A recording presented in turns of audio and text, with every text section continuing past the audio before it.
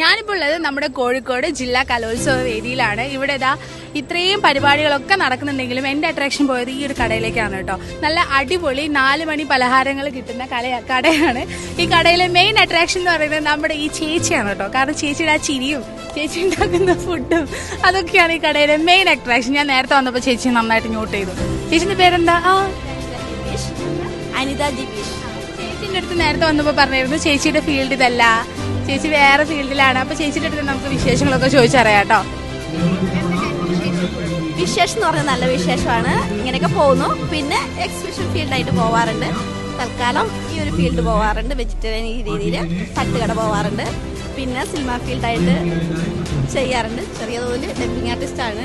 അങ്ങനെ എന്തൊക്കെയാ പറയാ, ഈ കൊച്ചു കൊച്ചു കലയായിട്ട് പോകുന്നു. അത് നാട്ടുകാർ വീട്ടുകാരൊക്കെയാണല്ലോ സപ്പോർട്ട് ചെയ്യേണ്ടത്. അപ്പൊ ചേച്ചി കാണുന്ന പോലെ ഒന്നല്ല, ഡബിങ് ആർട്ടിസ്റ്റ് ഒക്കെ ആണോ? നമുക്ക് ചേച്ചിനെ കൊണ്ട് ഡബിങ് ഒക്കെ ചെയ്യിപ്പിക്കാം. ചേച്ചി ഇപ്പൊ ഈ കലോത്സവ വേദിയില് എന്താ പറയാ, ആളുകളൊക്കെ ഇവിടെ എനിക്ക് തോന്നുന്നു ഇവിടെയാണ് ഏറ്റവും കൂടുതൽ ആളുകൾ വരുന്നത്. അപ്പൊ എന്ത് തോന്നുന്നു?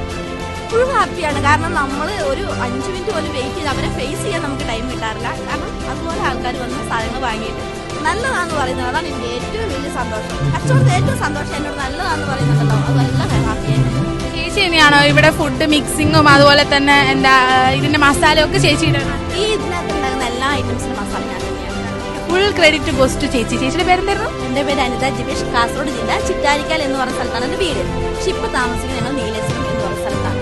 കോഴിക്കോട്ടുകാരിയല്ല, ഞാൻ വിചാരിച്ചു ഇത്ര ടേസ്റ്റ് ഒക്കെ ആയിട്ട് ഫുഡ് ഉണ്ടാക്കും. നമുക്ക് പൊതുവെ ഒരു പറച്ചിലുണ്ടല്ലോ കോഴിക്കോടാണ് നല്ല ഫുഡൊക്കെ ഉണ്ടാക്കുന്ന ആൾക്കാർ. വിചാരിച്ചു കോഴിക്കോടായിരുന്നു, പക്ഷെ അടിപൊളിയായിരുന്നു. Thank you. ചേച്ചി ഏതെങ്കിലും സിനിമയ്ക്കൊക്കെ ഡബ് ചെയ്തിട്ടുണ്ടോ? ഞാൻ ജാക്ക് ഫ്രൂട്ട് എന്ന് പറഞ്ഞ മൂവിയിൽ ഡബ് ചെയ്തിട്ടുണ്ട്. എനിക്ക് ഞാൻ തന്നെയാണ് സൗണ്ട് കൊടുത്തിരിക്കുന്നത്. ഞാൻ അഭിനേത്രിയാണ്. പിന്നെ അതുപോലെ തന്നെ ചാളമേരിയമ്മയുടെ കൂടെ ഇപ്പം സെക്കൻഡ് ആയിട്ടൊരു സിനിമ ചെയ്യുന്നുണ്ട്. സിനിമയുടെ പേര് കോളനി എന്നാണ്. അതിപ്പോൾ അടുത്തായിട്ട് തന്നെ ഇറങ്ങും. അതിൻ്റെ അടുത്ത ഷൂട്ട് വരുന്നത് 11ഉം 12ഉം ആണ്. ഈ വർക്ക് കഴിഞ്ഞ ഉടനെ ഞാൻ എറണാകുളത്താണ് വർക്കിന് പോകുന്നത്. അങ്ങനെ പിന്നെ ഒട്ടേറെ short film, album, web series, live, അങ്ങനെ കുറച്ച് വർക്കുകളൊക്കെ ചെയ്തു പോകുന്നു.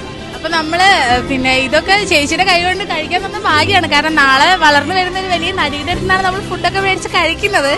അപ്പൊ എന്തായാലും ചേച്ചി വളരെ സന്തോഷം ഇവിടെ ചേച്ചിനെ കാണാൻ പറ്റിയത്. നാളെ വലിയൊരു സ്ക്രീനില് വലിയ ഫിലിമിലൊക്കെ കാണാൻ വേണ്ടിയിട്ട് അവസരം ഉണ്ടാകുമ്പോൾ ഞങ്ങൾ ഇങ്ങനെ ആലോചിക്കുക, ആ ചേച്ചിയുടെ ഞങ്ങൾ ബജ്ജി മേടിച്ച് കഴിച്ചിട്ടുണ്ട്. 100% നിങ്ങളുടെ എല്ലാവരും സപ്പോർട്ടാണ് എനിക്ക് വേണ്ടത്.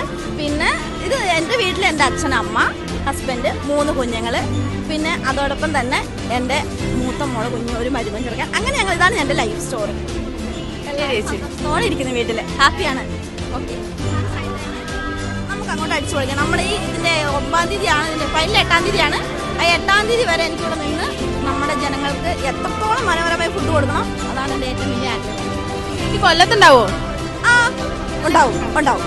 ചേച്ചിയുടെ സ്പെഷ്യൽ കൂട്ടുകെട്ട് വെച്ചിട്ടുണ്ടാക്കിയിട്ടുള്ള ബജ്ജി നമ്മളും കഴിക്കാൻ വേണ്ടി പോവാണ്. നമുക്ക് ലൈവായിട്ട് ചേച്ചിക്ക് റിസൾട്ട് പറഞ്ഞു കൊടുക്കാം എങ്ങനെയുണ്ടെന്ന്.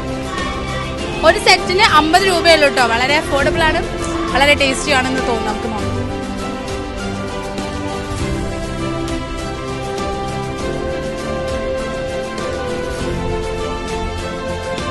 സോസ് ഒഴിക്കാതെ കഴിക്കണം, നല്ല ഒത്തന്റിക് ആയിട്ടുള്ള